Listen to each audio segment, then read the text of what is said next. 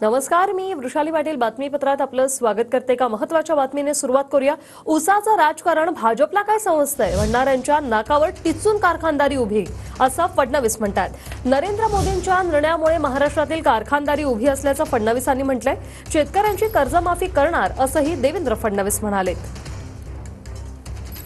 उसाचं राजकारण हे भाजपवाल्यांना काय समजतं असे जे म्हणत होते त्यांच्या नाकावर टिचून आज या महाराष्ट्रातली कारखानदारी उभी आहे, तर ती नरेंद्र मोदीजींच्या निर्णयांमुळे उभी आहे हे सांगताना मला अभिमान वाटतो। आमच्या शेतकऱ्यांना कर्जमुक्त आम्ही करणार आहोत।